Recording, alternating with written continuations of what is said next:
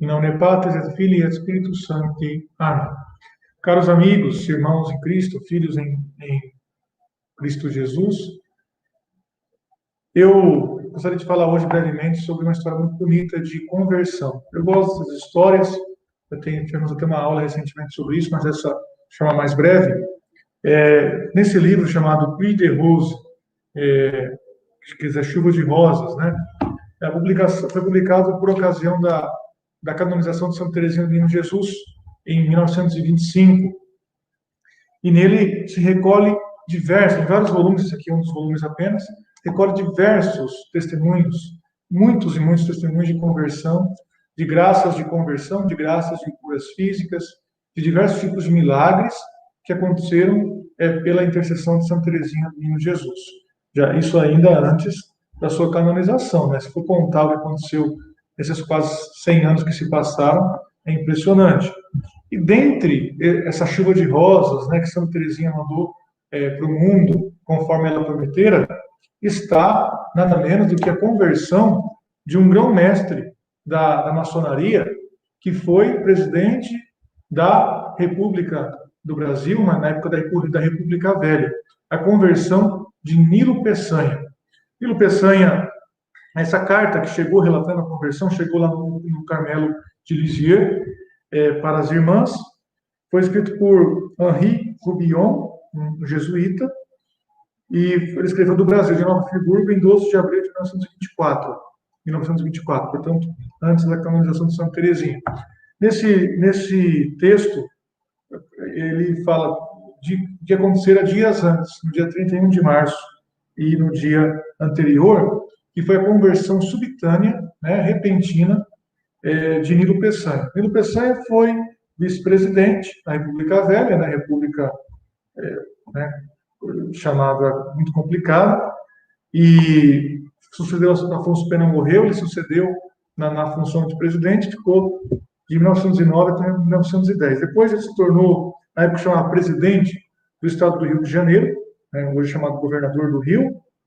Depois se tornou ministro das Relações Exteriores e, na época, em 1924, era senador da República.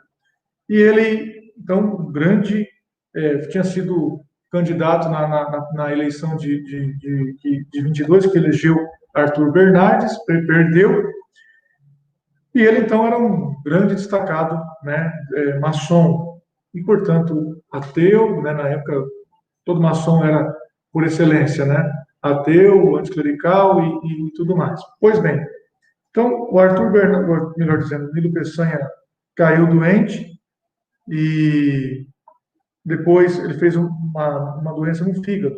Fez uma cirurgia, mas sem sucesso. E no dia 28 de março, ele estava no extremo da morte.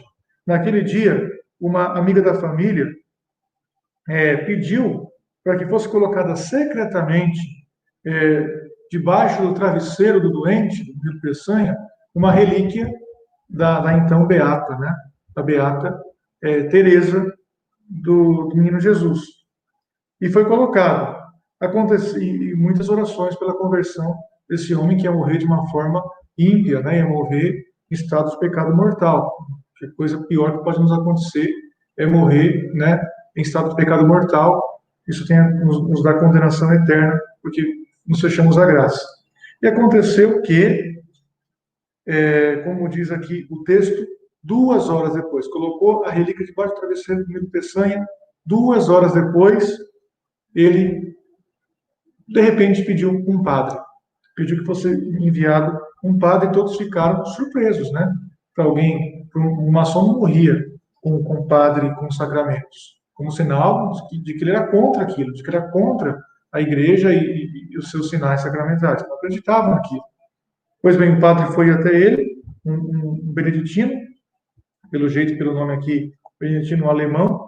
Ele ouviu a sua confissão e depois, espontaneamente, o Nilo Peçanha pronunciou a abjuração da seita maçônica e colocou nas mãos do padre os seus diplomas e as suas insígnias de grão-mestre da maçonaria. Depois ele recebeu a extrema-unção com muito fervor. E 3 dias depois, em 31 de março, por volta das 4 da tarde, ele morreu como um verdadeiro e bom cristão. Então foi um grande milagre.